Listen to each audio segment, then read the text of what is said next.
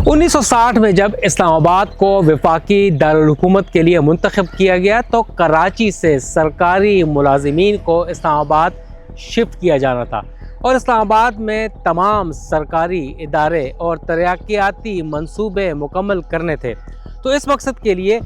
सरकारी मुलाजिमीन को ठहराने के लिए उनकी रिहाइशगाहें तामीर करना जो है वो सबसे बड़ा मसला था। और उस मकसद के लिए सबसे पहले जो सेक्टर आबाद किया गया उसे G6 कहते हैं। G6 के बाद G7 और फिर F6 और फिर तकरीबन इस्लामाबाद के मुख्तलिफ सेक्टर्स में वफाकी दारुल-हुकूमत की वफाकी वजारत हाउसिंग और तामीरात ने 17,000 से ज़ायद सरकारी मकानात तामीर किए और इन सरकारी मकानात में 1 ग्रेड से लेके 22 ग्रेड के अफसरान को ठहराने के लिए जदीद सहूलियात पर मुश्तमिल एक रिहायशी मंसूबा शुरू किया गया जो वक्त के साथ साथ बढ़ता गया। आज हम आपको बताएंगे कि वफाकी हुकूमत ने इन सरकारी मकानात से जान छुड़ाने के लिए और अरबों रुपए कमाने के लिए कौन सा एक ऐसा नायाब मंसूबा बनाया है जिससे पाकिस्तान की मईशत को जो ख़तरात लाहक है वो ख़त्म हो गए और पाकिस्तान की मईशत जो है वो पनप सकेगी। जनाब, इस वक्त जो हालात हैं हमारे मुल्क के, उसमें तो कोई बात भी आपकी यकीनी नहीं हो सकती। ठीक है ना, बनाने को ये कुछ भी बना सकते हैं, सो किसी बात को यकीन से नहीं कहा जा सकता। जहाँ तक रहा ये मसला कि ये जो मकानात हैं इनको ये दोबारा नए सिरे से बना के अकोमोडेशन को कोई बढ़ाना चाहते हैं या सेल करना चाहते हैं, तो ऊपर जो बैठे हुए लोग हैं फैसले करने वाले, वो प्लाजे बनाना चाहते हैं जैसे पहले इन्होंने प्रोग्राम बनाया था। इनके भी जहन में आ सकता है ना, या कोई और DHA टाइप का कोई चीज़ बनाना चाहते हैं तो वो अलग मसला है, ये तो किसी वक्त भी बना सकते हैं। हाँ, बाकी रही जो भेड़ बकरियां इनमें रह रहे हैं, इन मकानात में जो भेड़ बकरियां रह रहे हैं, सर इनके लिए थाने का, अपारा थाना का एक हवलदार और 4 पुलिस वाले ले आए। हम इंशाल्लाह एक फातह कौम के दलेर भेड़ बकरियां हैं और बड़ी ताबेदारी से अगर हमें रावल डैम में भी फेंकेंगे तो हम भी जा चले जाएंगे। ये काम जिस वक्त इस्लामाबाद को बनाने का काम शुरू हुआ तो CDA के मास्टर प्लान में ये बात लिखी हुई है, बाकायदा से तहरीर मौजूद है। जब चाहेंगे हम आपको रिकॉर्ड दिखा देंगे कि ये ट्रांजिट कैंप के तौर पर ये G6 का एक सेक्टर बना था जिसमें सही इमारती मटेरियल इस्तेमाल नहीं हुआ। इसमें लारस, ये स्वां का जो है नदी स्वां, यहाँ की मिट्टी नुमा रेत और वहीं की गोल रोड़ी इस्तेमाल हुई थी और लिखा गया था मास्टर प्लान में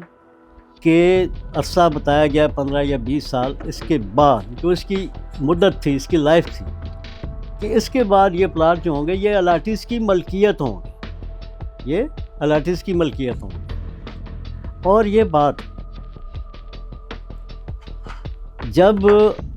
इन मकानात को बने हुए तकरीबन 20 वर्ष के करीब या इससे कुछ थोड़ा कम और बेश टाइम हुआ, तो उस वक़्त मरहूम नहीं बल्कि शहीद ज़िया-उल हक़, क्योंकि भुट्टो साहब भी शहीद हैं तो आप चाहेंगे ये भी शहीद हो गए, लिहाजा दोनों शहीदों में से ये शहीद ज़िया-उल हक़ साहब की हुकूमत थी, वो उस वक़्त प्रेसिडेंट थे पाकिस्तान। उनसे रब्ता करके उन्हें याद करवाया गया कि जनाब ये मकानात हैं और ये बने शर्त पे थे कि 20 साल बाद ये अलाटीज़ को दे दिए जाएंगे। तो इस लिहाज से मैं कह सकता हूँ कि पाकिस्तान के सारे हुक्मरानों में वो जिसको डिक्टेटर भी कहते हैं और पता नहीं क्या क्या नाम देते रहे थे, गरीबों के लिए शायद उस जितना बेहतरीन या अच्छी सोच किसी की भी नहीं थी। अदालतों का तो भूल ही जाए ना जी, इस मुल्क में अदालत से कहानी ही ख़त्म होगी ना, वो तो है ही नहीं है। वो तो आप कोई गरीब अपना मसला लेके जा ही नहीं सकता। पहली बात यह है कि ऊपर वाली अदालतों के लिए आपके पास वकीलों की फ़ीस ही नहीं होती। फिर अदालतों में फ़ैसले महफूज हो जाते हैं, फिर वो पूछते हैं, सलाह करते हैं, सर ये क्या करें, फ़ैसला किधर का सुनाएं। तो फिर कौन चाहेगा ये किसी गरीब आदमी को मकान मिल जाए, और वो भी G6 में। ابھی اس وقت جتنے لوگ بیٹھے ہوئے ہیں ان میں تو کوئی ایک بھی نہیں ہے جی جو یہ چاہے کہ یہاں سے غریب کا بھلا ہو جائے. نوٹس دیں گے اور اس دوران میں لوگ اپنا سامان بھی شفٹ نہیں کر سکتے جتنے نوٹس یہ پہلے دیتے رہے. نتیجہ یہ ہوگا کہ یہ لا کے پھر ان مکانوں کو گرانا شروع کریں گے اور ہم بڑی سعادت مندی سے ان مکانات میں دفن ہو جائیں گے.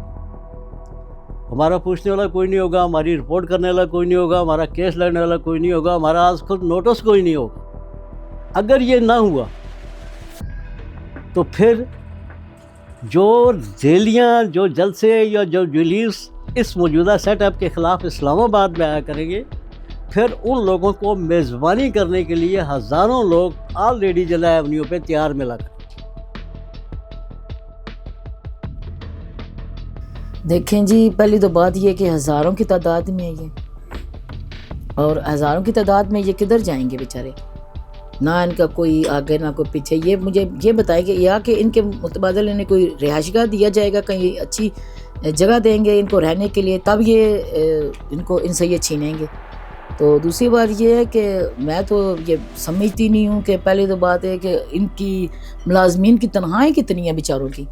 ان کے حالات ہی نہیں, پہلے ان کے اخراجات ہی نہیں کم ہو رہے ان سے پورے. تو ان کو جب یہ گھر سے بے دخل کر دیں گے تو یہ بیچارے کدھر جائیں گے, رینٹ تو افورڈ نہیں کر سکتے. اور پھر اتنے 11,000 کے قریب ہے یہ آبادی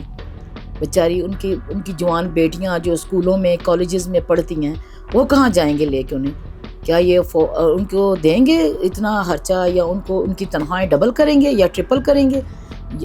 افورڈ ہی نہیں کر سکتے وہ. وفاقی حکومت نے ایک منصوبہ بنایا ہے کہ اسلام آباد کی زمین کو کیسے بچایا جائے, یعنی لینڈ بینک کو کیسے تحفظ فراہم کیا جائے, کیونکہ اسلام آباد میں ہر گزرتے دن, مہینے اور سال کے ساتھ زمین کم سے کم ہوتی جا رہی ہے. اس کی بڑی وجہ یہ ہے کہ یہاں پر بڑے بڑے جو جگہ ہیں وہاں پر مکانات تعمیر کیے گئے ہیں اور سنگل سٹوری مکانات تعمیر کیے گئے ہیں. حکومت نے SIFC بنائی تھی, یعنی اسپیشل انویسٹمنٹ فیسیلیٹیشن سینٹر. انہوں نے ایک انیشیٹو لیا ہے اور CDA کو خط لکھا ہے اور اس میں یہ کہا گیا ہے کہ CDA ایک اسٹڈی کر کے ہمیں بتائے کہ کون کون سے سیکٹرز میں کتنے کتنے سرکاری مکانات ہیں اور کتنی زمین پر ہیں. Pakistan institute of development economics یعنی پائڈ نے ایک اسٹڈی ترتیب دی ہے اور اس اسٹیٹسٹکس کے مطابق اسلام آباد کے صرف ایک سیکٹر کے سب سیکٹر میں, یعنی 4 سیکٹرز ہوتے ہیں, اس میں ایک سب سیکٹر ہے G611, صرف اس میں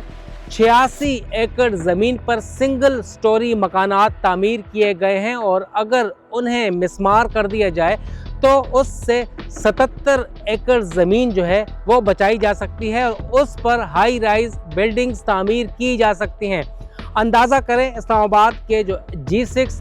F6 اور G7 میں صرف 10.5 یا 11,000 سرکاری مکانات ہیں اور وہ صرف سنگل سٹوری ہیں. بڑی بڑی زمین کے اوپر مکانات یہ تعمیر کیے گئے ہیں, اور اگر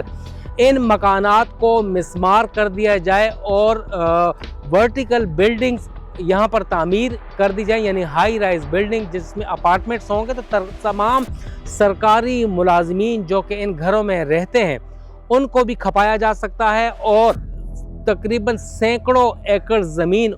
جو ہے وہ بچت میں لائی جا سکتی ہے. اور نہ صرف ان سے زمین بچے گی, لینڈ بینک کو تحفظ فراہم ہوگا, اسلام آباد کی خوبصورتی بھی آئے گی سٹی سینٹر کی, اور اس کے علاوہ اس سے کھربوں روپے پاکستان کما سکے گا. کئی سال کے بعد اس ایشو نے اب دوبارہ سر اٹھا لیا ہے اور اس کے اوپر SIFC کے حکم کے اوپر CDA نے کام شروع کر دیا ہے. تاہم CDA کے افسران سے اس حوالے سے پوچھا گیا تو انہوں نے اس حوالے سے لا علمی کا اظہار کیا, اور ذرائع کا یہ کہنا ہے کہ اس کے اوپر کام شروع کر دیا گیا ہے, اور موجودہ کی وفاقی حکومت سنجیدگی سے اس بارے میں سوچ رہی ہے کہ ان علاقوں کی نہ صرف خوبصورتی بڑھائی جائے گی ہائی رائز بلڈنگ سے, بلکہ اس سے کھربوں روپے کا جو منافع ہے وہ بھی کمایا جا سکے گا.